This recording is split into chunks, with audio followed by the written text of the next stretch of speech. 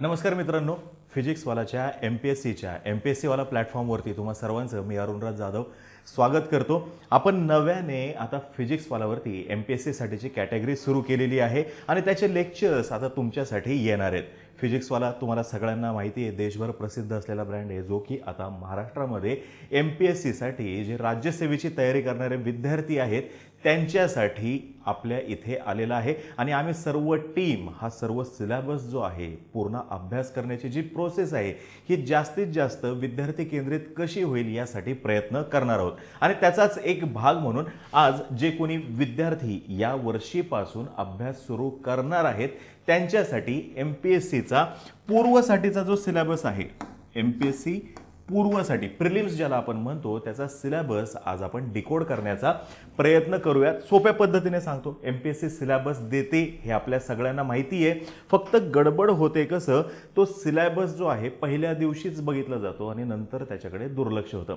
पण M P S सीने syllabus देण्याचं कारण हे आहे की त्या सिलेबसच्या अवतीभोवतीच तुम्ही अभ्यास करणं एम पी एस सीला अपेक्षित आहे, आम्हाला नाही. एम पी एस सीची अपेक्षा काय आहे, तुम्ही त्या सिलेबसमध्ये दिलेले जे कीवर्ड्स आहेत ते बघावं आणि त्याच्या अवतीभोवती जे काही असणार आहे ते वाचायला पाहिजे.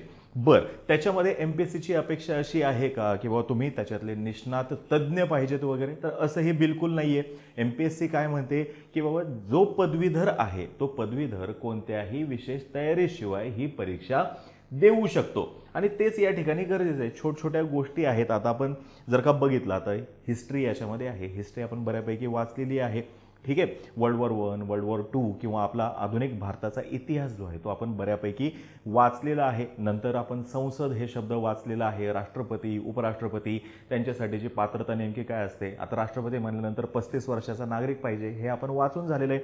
अर्थशास्त्रासंदर्भातल्या आपल्या जनरल लाईफमध्ये खूप साऱ्या गोष्टी आपण वाचत असतो ना, किंवा डील करत असतो. आपण अकाउंट या शब्दासोबत डील करतो, आपण फायनान्स या शब्दासोबत डील करतो, बजेट हा शब्द आपण अगदी सहजपणे बोलून जातो, जी डी पी वगैरे, महागाई हे शब्द बोलून जातो. हा त्याच अभ्यासक्रमाचा भाग आहे. अशी विशेष काही तयारी करण्याची गरज नाही असं कोणाचं म्हणणं आहे, एम पी एस सीचं म्हणणं आहे. आणि तोच सिलेबस आज आपण डिकोड करण्याचा प्रयत्न करणार आहोत, जो की पूर्व परीक्षेसाठी असणार आहे. यासोबतच अजून एक महत्त्वाची गोष्ट या ठिकाणी तुम्हाला लागणार काय आहे, कशासाठी, तर तुमच्या अभ्यासासाठी तुम्हाला काय लागणार आहे. एक म्हणजे काय, पहिलं अभ्यासक्रम, ही पहिली गोष्ट. त्याच्यानंतर क्रमांक 2ची गोष्ट, काही जण म्हणतील की आम्हाला मटेरियल ही लागेल, बरोबर आहे. तिसरी महत्त्वाची गोष्ट ती म्हणजे काय, गायडन्स, मार्गदर्शन, हेही तुम्हाला लागणार आहे. आणि या सगळ्यांच्या बरोबरीने अजून एक महत्त्वाची गोष्ट जी आहे ती जी लागणार आहे ती म्हणजे तुमच्याजवळ जिद्द किंवा आत्मविश्वास असं आपण त्याला म्हणू शकतो. हे जर का असेल तर आपण अगदी सहजपणे ही जी परीक्षा आहे ही परीक्षा क्लिअर करू शकतो. हे समजून घ्या, ठीक आहे. खूप जणांचं होतं कसं, पहिल्या दिवशी एकदम हायली मोटिवेटेड असतात. पहिला जो दिवस असतो अभ्यास सुरू करण्याचा, किंवा ते मोटिवेशन पुढचे 5-10 दिवस नक्कीच टिकतं. पण नंतर असं होतं की यार तेच करायचं आहे, रोज न्यूजपेपर वाचायचा आहे, तेच पुस्तक उघडून बघायचं आहे, आणि नंतर कंटाळा करण्याची एक टेंडन्सी येऊन जाते. किंवा आजूबाजूचं जे आहे त्याच पद्धतीने आपण स्वतःला त्या प्रोसेसमध्ये टाकून घेतो. हा ठीक आहे, चालून जाईल, करून घेऊत. आणि हे करून घेऊत आहे तेच नेमकं परीक्षा जसजशी जवळ येईल तसं आपल्या अंगाशी यायला लागतं. आता बघा, प्रिलिम्सची एक्झाम जी आहे ती 4 जूनला असणार आहे. तारीख एम पी एस सीने ऑलरेडी सांगून झालेली आहे. 4 जूनसाठी आपण प्रिपेअर करतो. म्हणजे आत्ता आपण आहोत जानेवारीमध्ये, ठीक आहे. तर समजा तुमच्याजवळ आपण 26 जानेवारी हा आपला एक आकडा घेऊयात. 26 जानेवारी किंवा जानेवारी संपला, तुमच्याजवळ आहे फेब्रुवारी, मार्च, एप्रिल, मे आणि हे जूनचे 4 दिवस. म्हणजे आपण प्लॅनिंग करत असताना जवळपास 125 दिवस या हिशोबाने हे सगळं करणार आहोत. 125 दिवस आहेत. आणि पेपर 1 जो आहे, या पेपर 1 मध्ये तुम्हाला वेगवेगळे 6 विषय करायचे आहेत. पेपर 2 साठी सर सांगतीलच की सीसॅटसाठी नेमकं काय करायचं आहे ते. पण पेपर 1 पुरतं 125 दिवस जे आहेत या ठिकाणी 6 सब्जेक्ट असं आपण एक ढोबळ धरूयात. 6 सब्जेक्ट आणि 125, म्हणजे प्रत्येक विषयासाठी तुमच्याजवळ एक 20 दिवसांचा कालावधी असणार आहे आणि हे 20 दिवस आपल्याला जास्तीत जास्त सत्कारणी लावायचे. आता हे 20 दिवसापुरतं गणित नाही करायचं. गणित करत असताना अजून कसं करायचं, 20 गुणिले एक मी ढोबळ धरतो 7 आवर्स, 7 तास डेली तुम्ही करताय असं समजूयात.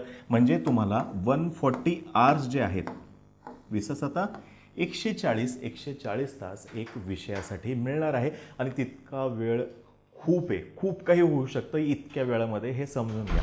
म्हणून पहिल्यांदा आपण शब्द जो वापरला या ठिकाणी, काय शब्द वापरलाय तुम्हाला, जिद्द आणि विश्वास स्वतःवरती जर का असेल ना, की हां एवढ्या वेळेमध्ये मी करू शकतो, एवढ्या वेळेमध्ये मी करू शकतो, हे ज्या क्षणी तुम्हाला क्लिअर होईल एवढ्या वेळात 20 तास गुणिले 7 तास. आता हे प्रत्येकावरती डिपेंड आहे. कदाचित मी अभ्यास करणारा असेल तर मला 5 तास 6 तास बास होऊन जाईल. एखादा असं आहे की बाबा त्याला नाही 7 तासात नाही होते, 8 तास करावं वाटतंय, तर त्याने 8 तास करायला काही हरकत नाही. नक्कीच तुम्हाला जेवढं शक्य आहे तेवढं तुम्ही करू शकता. फक्त एक गोष्ट लक्षात घ्या, ज्या वेळेस तुम्ही 8 तासाला पोहोचाल ना, 8 आवर्स डेली स्टडी म्हणतोय मी, प्रॉपर स्टडी, हा ज्या वेळेस कराल तर ह्या 8 तासामध्ये पुढचे प्रत्येक 15 मिनिट वाढवण्यासाठी प्रचंड मेहनत घ्यावी लागणार आहे. 8 तास नाही, मला अजून थोडं जास्त करायचं आहे. मग हे पुढचे 15 मिनिटांसाठीची मेहनत जी आहे ना, ही प्रचंड असणार आहे. साधी सहज सोपी गोष्ट नाही.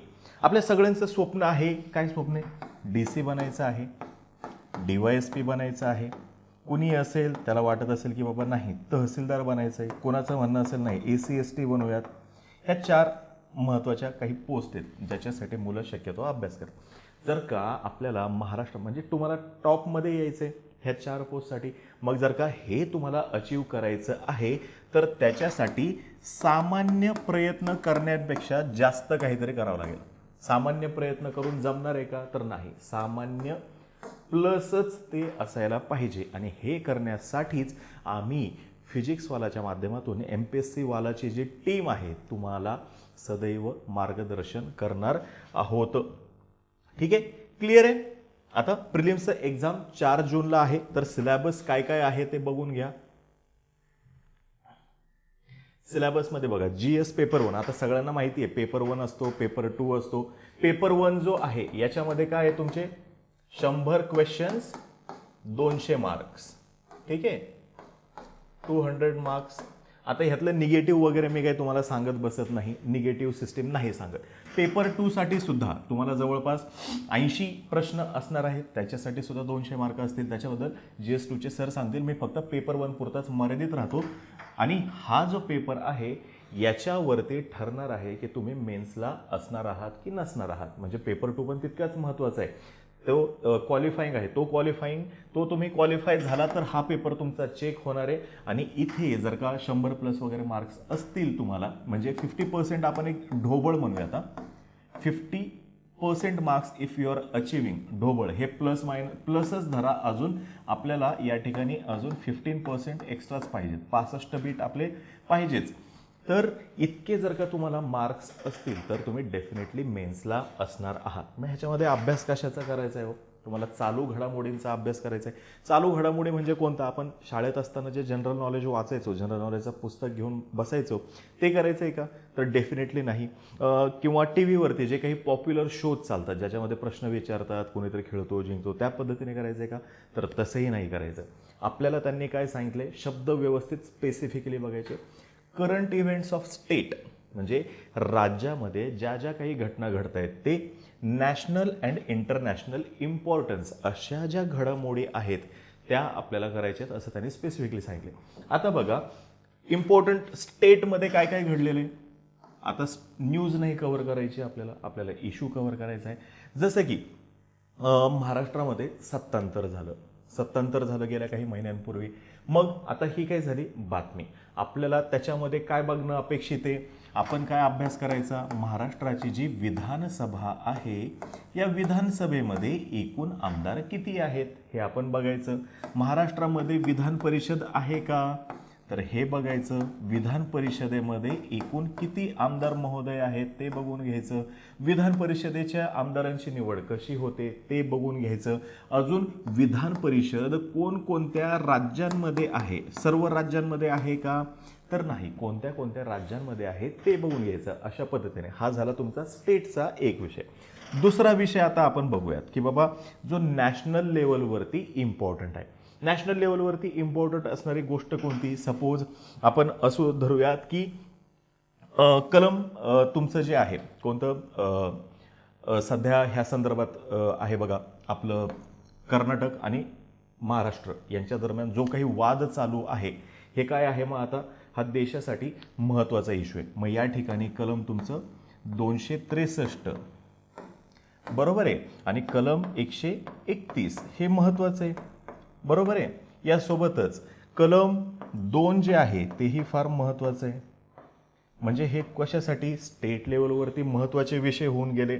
आता इंटरनॅशनलसाठी महत्त्वाची गोष्ट कोणती? सध्या आपण बघतोय बघा, महाराष्ट्रामध्ये खूप साऱ्या शहरांमध्ये लगबग चालू आहे. कशासाठीची लगबग चालू आहे? रंगरंगोटी वगैरे. तर G20चं अध्यक्षपद भारताकडे. अध्यक्षपद कोणाकडे? भारताकडे. मग ही बातमी आहे, बातमी. आपल्याला इश्यू काय कव्हर करायचं आहे? बाबा हे अध्यक्षपद मिळतं कसं? G20 आहे काय? G7 आहे काय? G8 आहे काय? बरोबर आहे. ह्या पद्धतीने अभ्यास करायचा. हे अध्यक्षपद मिळतं कसं? ह्याच्यातून फायदे तोटे काय असू शकतात? कोणते कोणते देश आहेत? मग तुम्ही G20 जर का बघितलं तर लगेच G20 सोबत तुमचा ब्रिक्स पण बघून घ्यायचं, नाव ऐकलेलं आहे आपण. लगेच सार्क पण बघून घ्यायचं, बरोबर आहे.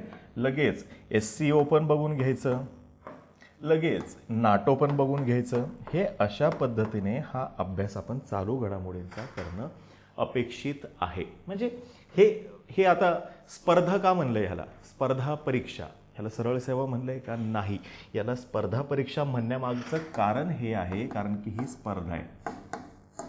स्पर्धेमध्ये जिंकतो कोण हो? सपोज मॅरेथॉन आहे, मॅरेथॉनमध्ये जे जिंकणारे आहेत त्यांचा ग्रुप जो आहे तो सगळ्यात पुढं पळत असतो. ते सगळ्यांबरोबर नसतात पळत, ते 5-6 जण जे आहेत ना ते सेपरेट पळत असतात.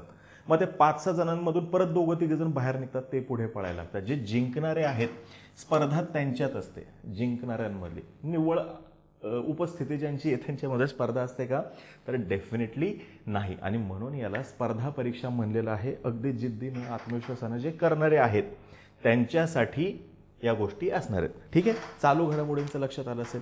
हिस्ट्री संदर्भात हिस्ट्रीचे सर अजून चांगल्या पद्धतीने सांगू शकतील, तरी पण आपण सिलेबस डिकोड करतोय म्हणून भारताचा इतिहास आणि भारतीय राष्ट्रीय चळवळींचा इतिहास हा तुमच्या अभ्यासक्रमामध्ये असणार आहे. आणि ह्याच्यामध्ये महत्त्वाचा एक शब्द आहे, with some weightage to Maharashtra.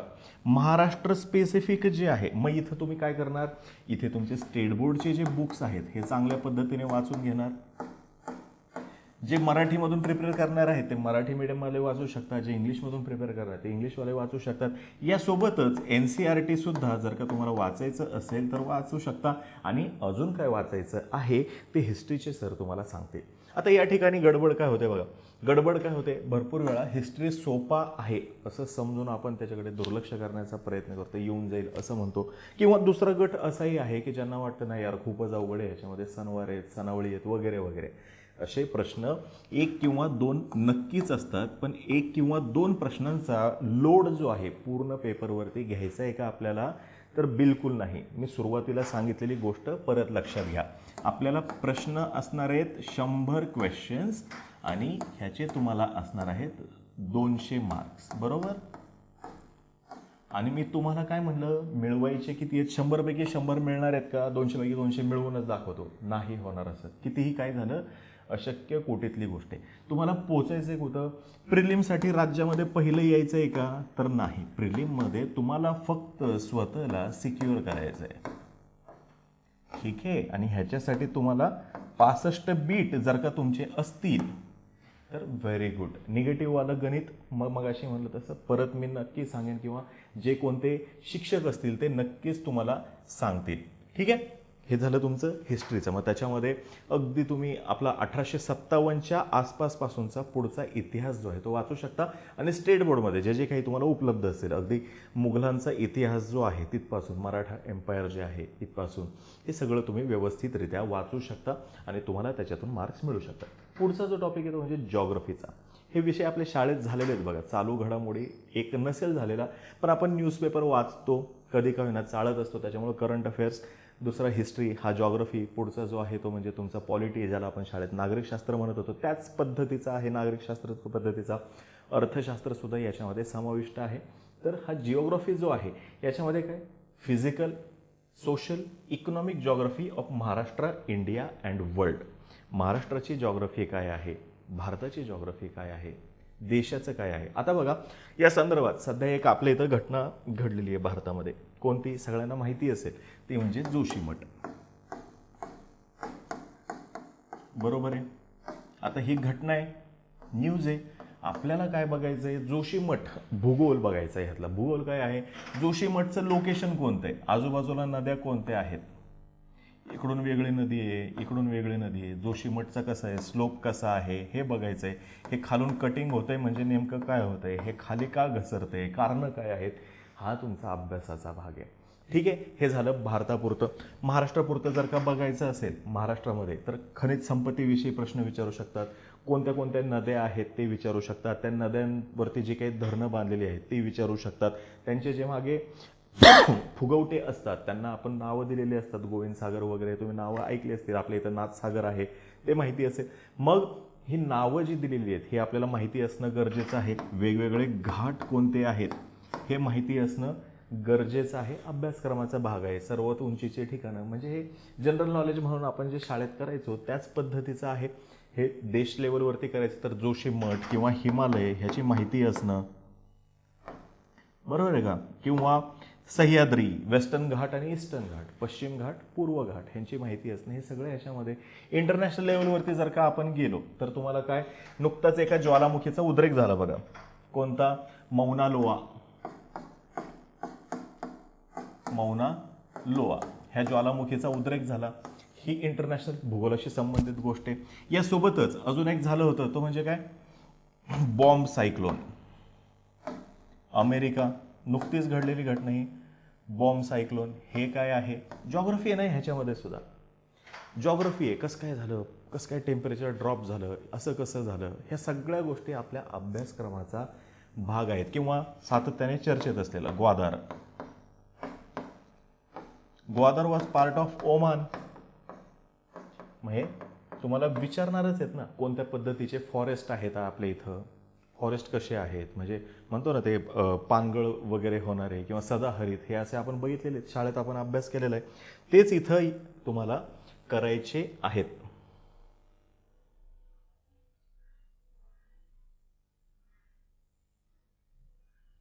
Clear आहे. जॉग्रफी, भारत आणि जगाचा भौतिक, सामाजिक, आर्थिक सुद्धा आहे. आर्थिक ज्यावेळेस बघत असाल तर याच्यामध्ये तुम्ही काय काय बघणं अपेक्षित आहे, खनिजं कोणती कोणती आहेत, कशा कशावरती डिपेंडन्सी आहे, कसा विकास झालेला आहे, या सगळ्या गोष्टी याच्यामध्ये येणार आहेत. आता पुढचा भाग, जॉग्रफीनंतर पुढचं महत्त्वाचं कोणतं आहे तर पॉलिटी अँड गव्हर्नन्स, जे आपण लहानपणापासून नागरिकशास्त्रामध्ये वाचत आलेलो आहे बघा. India and Maharashtra, polity and governance, constitution, political system, panchayat Raj, urban governance, public policy आणि राईट्स इश्यूज, हे आपल्याला बऱ्यापैकी माहिती आहे. भारतीय राज्य व शासन, राज्यघटना.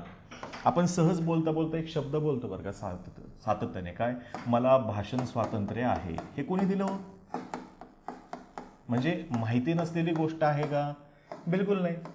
स्वातंत्र्य कोणी दिलं, आहे भाषण स्वातंत्र्य. आपण बोलता बोलता सहज बोलतो राज्यघटना किंवा संविधान, म्हणजे हाताखालून गेलेले आहेत. आपण अगोदर बघितलेल्या गोष्टी आहेत, हाताखालून गेलेल्या आहेत, बघितलेल्या गोष्टी आहेत. नाविन्य असं काय त्याच्यामध्ये आहे का, तर नाविन्य हेच असणार आहे ह्याच्यामध्ये की ह्या गोष्टी आता आपल्याला थरोली करायच्या आहेत, लक्षात येईल, त्याच्यातलं लॉजिक समजून घ्यायचं. ह्या सगळ्या गोष्टी घडतायत कशा. मग अशी मी तुम्हाला करंट ओरिएंटेड असताना 3 कलमांची नावं दिली होती. मग हे इथंही जोडता येतं ना तुम्हाला. किंवा मी भूगोल पण जेव्हा तुम्हाला सांगितलं तर त्याला तुम्ही करंट जोडू शकता. करंटमधले जे इश्यूज आहेत त्याच्यातूनच तुम्ही भूगोल शिकणार आहे. करंटमध्ये जे काही चालू आहे त्याच्यातून पॉलिटी शिकणार आहे. करंटमध्ये जे चालू आहे महागाई, त्याच्यातून आपण अर्थशास्त्रातला कुठला तरी कन्सेप्ट शिकणार आहे. रिझर्व्ह बँक ऑफ इंडियाचं काहीतरी बातमी आली, त्याच्यातून आपण इकॉनॉमिक्स संदर्भातलं काही ना काहीतरी शिकणार आहे. मग इथं काय, भारतीय राज्य व शासन, राज्यघटना, राजकीय व्यवस्था, पंचायत राज, ह्या सगळ्या गोष्टी. आता ह्याच्यामध्ये राज्यघटना, संविधान हे बघत असताना तुम्ही मूलभूत अधिकार यांचा अभ्यास करणार आहात. मूलभूत अधिकार याच्याविषयी अभ्यास करणार आहे. यासोबतच आपल्या इथं जी काही घटना दुरुस्तीविषयी सातत्याने चर्चा असते हा सुद्धा तुमच्या अभ्यासक्रमाचा भाग आहे. घटना दुरुस्ती आहे, संसद आहे, बरोबर आहे. राज्यांतील संबंध आहेत, आंतरराज्यीय संबंध जे आहेत हे फार महत्त्वाचे आहेत. आपल्या इथं कोणत्याही राज्याची निर्मिती कशी होते, केंद्रशासित प्रदेश कसा निर्माण केला जातो, नद्यांच्या पाण्यासंदर्भात वाद चालू आहेत. आपल्या इथं आलमट्टी धरण जे आहे हा सतत चर्चेचा विषय असतो बघा. आलमट्टी हा चर्चेचा विषय असतो. मग आपण बघितलं पाहिजे काय आहे हे एक्झॅक्टली, कोणती नदी आहे, कसं फुगवटा आहे, किती कॅपॅसिटी आहे, कुठपर्यंत त्याचं काय होतं, हा सगळा आपला अभ्यासक्रमाचा भाग आहे. मग ह्याच्यामध्ये आता हे धरण बघितल्यानंतर आपण काय बघणार, याच्यातला पॉलिटिकल इश्यू काय आहे. आणि मग पॉलिटिकल इश्यू जर का आहे मग ह्याच्यावरती सोल्युशन कोण काढणार, ह्याचं उत्तर कुठे सापडणार आपल्याला, तर ह्याचं उत्तर एकतर इथे सापडणार, नाहीतर दुसरीकडे कुठे सापडणार, राज्यघटना. आणि तिसरं जे आहे ते म्हणजे काय, आपलं सुप्रीम कोर्ट, माननीय सुप्रीम कोर्ट, माननीय हायकोर्ट यांच्याकडे ह्या सगळ्या गोष्टींची उत्तरं जी आहेत, समाधानकारक उत्तरं ही आपल्याला मिळू शकतात. आणि तोच आपल्या अभ्यासक्रमामध्ये भाग आहे. वेगळं काही आहे का, तर डेफिनेटली नाही. मूलभूत अधिकार यासोबतच मूलभूत कर्तव्य, कल्याणकारी राज्याची मार्गदर्शक तत्व, राज्यांची निर्मिती कशी होत गेली, काय म्हणून राज्यांची निर्मिती झालेली आहे. संसद बघितलं तर राष्ट्रपती महोदय बघणार, उपराष्ट्रपती महोदय बघणार, त्याच्यामध्ये लोकसभेचे सभापती येतील, राज्यसभा जी आहे ते बघणार आहे. तिथे कोण कोण येतं, कसे येतात, राष्ट्रपतींची निवडणूक कशी होते, उपराष्ट्रपतींची निवडणूक कशी होते, त्यांचे कार्यकक्षा काय आहे, त्यांना असलेले अधिकार आहेत. राज्यपाल महोदय सातत्याने चर्चेतला विषय, मग राज्यपाल महोदयांचे अधिकार काय आहेत, ह्याही सगळ्या गोष्टी ज्या आहेत हा आपला पॉलिटीमधला अभ्यासक्रमाचा भाग आहे.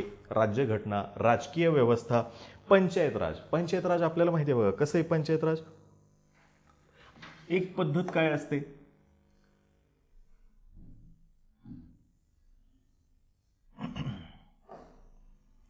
एक पद्धत काय आहे, ही शासन व्यवस्था आहे, हे केंद्र आहे आणि हे केंद्र सगळीकडून जी ताकद आहे, पॉवर जे आहे ते स्वतःकडे ठेवण्याचा प्रयत्न करते. ह्याला म्हणतात केंद्राकर्षी, केंद्राकर्षी.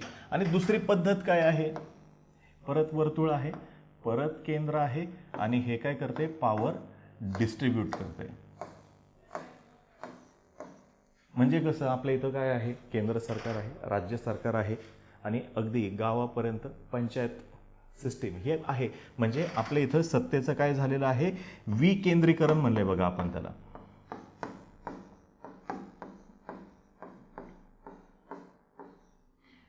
विकेंद्रीकरण, पंचायत राज हे फार महत्त्वाचं आहे. सत्ता जितकी प्रत्येकाच्या हातामध्ये असेल तितकं शासन पद्धती चांगल्या पद्धतीने, सत्ता इन द सेन्स या पद्धतीने की बाबा लोकोपयोगी, समाजोपयोगी, राष्ट्राच्या प्रगतीसाठी जे जे काही शक्य आहे, राष्ट्र, बरोबर आहे का नाही, प्रत्येक व्यक्तीसाठीचं काय दिलेलं आहे, मूलभूत स्वातंत्र्य दिलं आहे. पण ज्यावेळेस आपण हे संपूर्ण सिस्टीम ह्याची गोष्ट करतो, ह्याच्याविषयी चर्चा करतो, तर त्याच्यामध्ये महत्त्वाचं काय असतं, तर दॅट इज प्रगती. कुणाची, राष्ट्राची. कोण करू शकतं, सगळेजण मिळून करू शकतात आणि प्रत्येकजण त्याच्यामध्ये आपला काही ना काहीतरी रोल जो आहे तो निभावू शकतं. ठीक आहे, अतकं हे सोपं आहे. पुढचा महत्त्वाचा मुद्दा आहे तो म्हणजे तुमचा इकॉनॉमीचा. इकॉनॉमी जे आहे, इकॉनॉमी अर्थशास्त्र,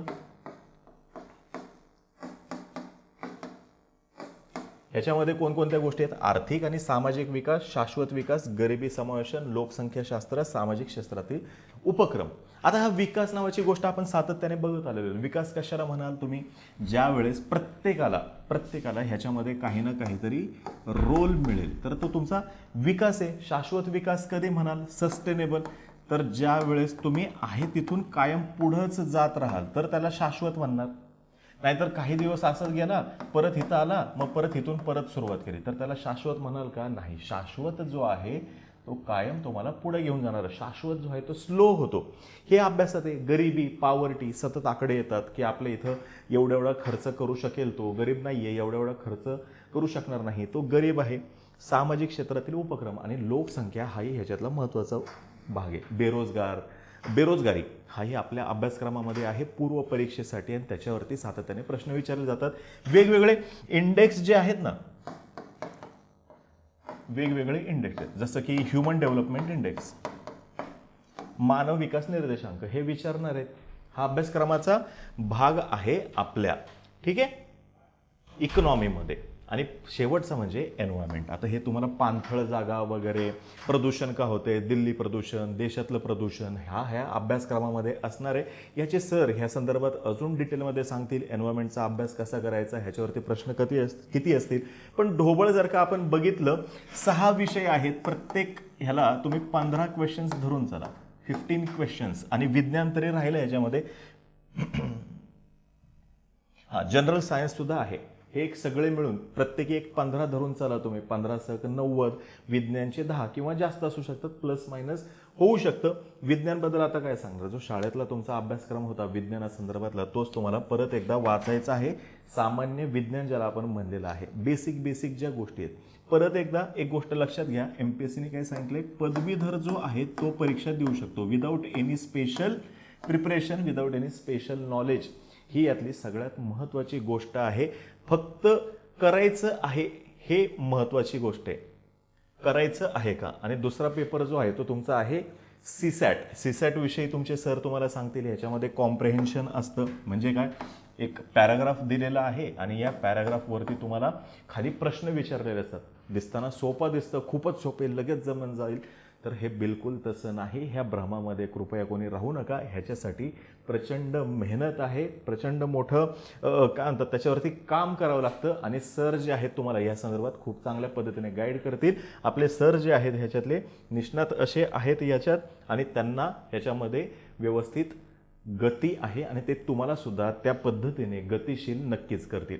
नंतर याच्यामध्ये interpersonal skills including communication skills, संवाद कौशल्यासह आंतरव्यक्ती कौशल्य हे असणार आहे. लॉजिकल रिझनिंग आपण चौथी सातवी बुद्धिमत्ता असायचं बघा, त्या पद्धतीचं. म्हणजे काय, 3 डायग्राम दिलेले आहेत, कुठेतरी एका ठिकाणी क्वेश्चन मार्क केलेला आहे, तर ते काय आहे शोधा.